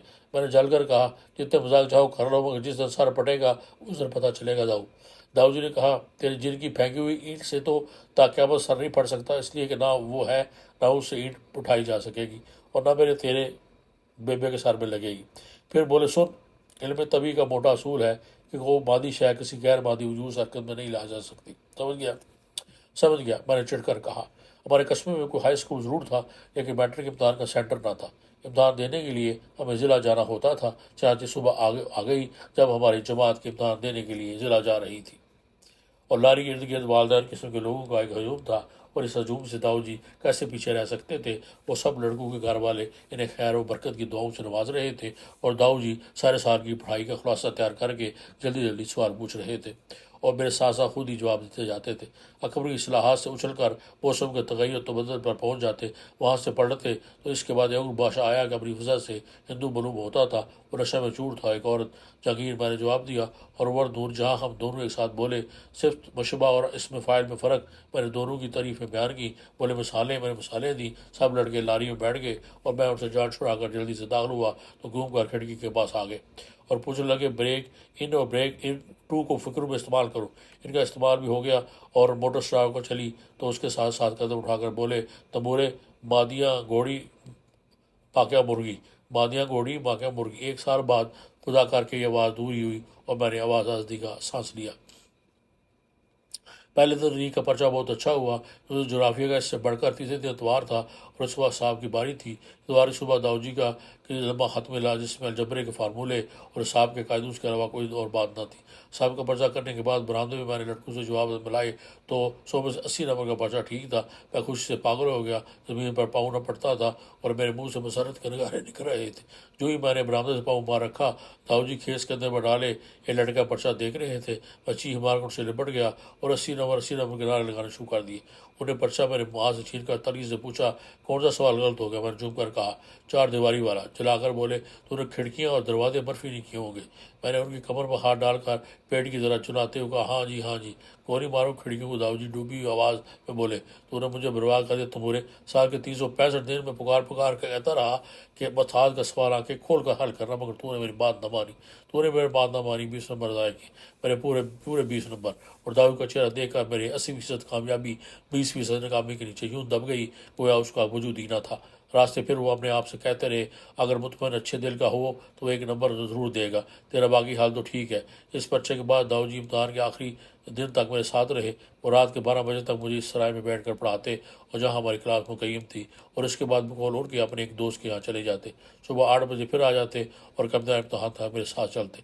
امتحان ختم ہوتے ہی میں نے داؤد جی کو یوں چھوڑ دیا گویا میرا ان سے جان بچانی نہ تھی۔ سارا دن دوستوں یاروں کے ساتھ گھومتا اور شام کو ناولیں پڑھا کرتا۔ اسی دوران میں اگر کبھی فرصت ملتی تو داؤد جی کو سلام کرنے چلا جاتا۔ وہ اس بات پر مصر تھے کہ میں ہر روز کم سے کم 1 گھنٹہ ان کے ساتھ گزارا کروں تاکہ مجھے کالج کی پڑھائی کے لیے بھی تیار کریں، لیکن میں ان کے پھندے میں آنے والا نہ تھا۔ مجھے کالج سے 100 بار فیل ہونے کا گوارا تھا اور تھا، لیکن داؤد جی سے پڑھنا منظور نہیں۔ پڑھنے کو چھوڑیے، ان سے باتیں کرنا بھی مشکل تھا۔ میں نے کچھ پوچھا، انہوں نے کہا اس کا فارسی میں ترجمہ کرو۔ میں نے کچھ بعد یہ فرمایا اس کی ترکیب نحوی کرو۔ حوالدار کی گائے اندر گھس آئی، میں اسے لکڑی سے باہر نکال رہا ہوں اور داؤد جی پوچھ رہے ہیں کاؤ ناؤن ہے یا ورب؟ اب ہر عقل کا اندھا 5ویں جماعت تک پڑھا جانتا ہے گائے اسم ہے، مگر داؤد جی فرما رہے ہیں اسم بھی ہے اور فعل بھی۔ ٹوکاؤ کا مطلب ہے ڈرانا، دھمکی کا مطلب ہے ڈرانا، دھمکی دینا، اور یہ دونوں کی باتیں ہیں۔ جب میں امتحان سے فارغ ہو کر دینے کا اظہار کر رہا تھا، پھر ایک دن وہ بھی آیا جب ہم چند دوست شکار کھیلنے کے لیے نکلے تو میں نے ان سے درخواست کی کہ مرصفی سے آگے نہ جاؤ کیونکہ وہاں داؤد جی ہوں گے اور مجھے روک کر شکار، بندوق اور کارتوسوں کے محاورے پوچھنے لگیں گے۔ بازار میں دکھائی دی جاتے تو میں کسی بغلی گلی میں گھس جاتا۔ گھر پر رسمن ملنے آتا تو بے بس سے زیادہ داؤد جی سے کم باتیں کرتا۔ اکثر کہا کرتا افسوس آفتاب کی طرح تو بھی ہمیں فراموش کر دیا ہے۔ میں شارطن کھیلے خوب کہہ کر ہنسنے لگتا۔ جس دن نتیجہ نکلا، ابا جی لڈو کی ایک چھوٹی سی ٹوکری لے کر ان کے گھر گئے۔ داؤد جی سر جھکائے اپنے حصیر پر بیٹھے تھے۔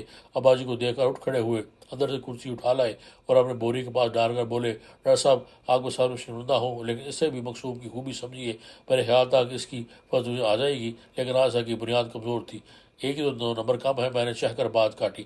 وہ میری طرف دیکھ کر بولے تو نہیں جانتا اس 1 نمبر سے میرا دل 2 نیم ہو گیا۔ خیر میں اسے بن اللہ خیال کرتا ہوں۔ پھر ابا جی اور باتیں کرنے لگے اور میں بیبے کے ساتھ گپے لڑانے میں مشغول ہو گیا۔ اول کالج سے میں داؤد جی کے خطوں کا باقاعدہ جواب دیتا رہا۔ اس کے بعد بے قاعدگی سے لکھنے لگا اور آہستہ آہستہ یہ سلسلہ بھی ختم ہو گیا۔ چھٹی میں جب گھر جاتا تو ایسے اسکول کے دیگر معاشروں میں ملتا ویسے ہی داؤد جی کو بھی سلام کرتا۔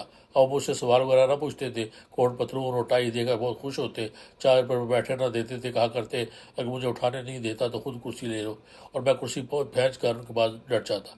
کالج لائبریری سے کتابیں ساتھ لایا کرتا، انہیں دیکھنے کی تمنا ضرور کرتے اور میرے وعدے کے باوجود اگلے دن خود ہمارے گھر آ کر کتابیں دیکھ جاتے۔ امی چند بوجہ کالج چھوڑ کر بینک میں ملازم ہو گیا اور دلی چلا گیا تھا۔ بیبی کی سلائی کا کام مشہور تھا اور داؤد جی بھی منصبی جاتے تھے، لیکن کچھ نہ کچھ لاتے تھے۔ بیوی خط آتے اور اپنے گھر میں بہت خوش تھی۔ کالج کے 1 سال کی زندگی نے مجھے داؤد جی سے بہت دور کھینچ لیا۔ وہ لڑکیاں جو 2 سال پہلے ہمارے ساتھ آپوٹو پوکیلا کھیلا کرتی تھی اب بن گئی تھی۔ سیکنڈ ایئر کے زمانے کی ہر چھٹی میں آپو ٹاپو میں گزارنے کی کوشش کرتا، اسی حد تک کامیاب بھی ہوتا۔ گھر کی مختصر مسافت کے سامنے ایبٹ آباد کا طویل سفر زیادہ تسکین دو اور سہانا بن گیا۔ انہی ایام میں میں نے پہلی مرتبہ ایک خوبصورت گلابی وید اور ایسے ہی لفافوں کا ایک پیڈ خریدا تھا اور اس پر ابا جی کو خط لکھے جا سکتے تھے اور نہ ہی داؤد جی کو، اور نہ ہی سحری کی چھٹیوں میں داؤد جی سے ملاقات ہو سکی، نہ کرسمس کی تعطیلات میں، اور ایسے ہی گزر گیا اور یوں ہی ایام گزرتے رہے۔ ملک کو آزادی ملنے لگی تو کچھ بلو اور پھر لڑائیاں شروع ہو گئیں۔ 2 طرف سے فساداتی خبریں آنے لگیں اور اماں نے ہم سب کو گھر کو بلوا لیا۔ ہمارے لیے جگہ بہت محفوظ تھی۔ بنیے ساہوکار گھر بار چھوڑ کر بھاگ رہے تھے، لیکن دوسرے لوگ خاموش تھے۔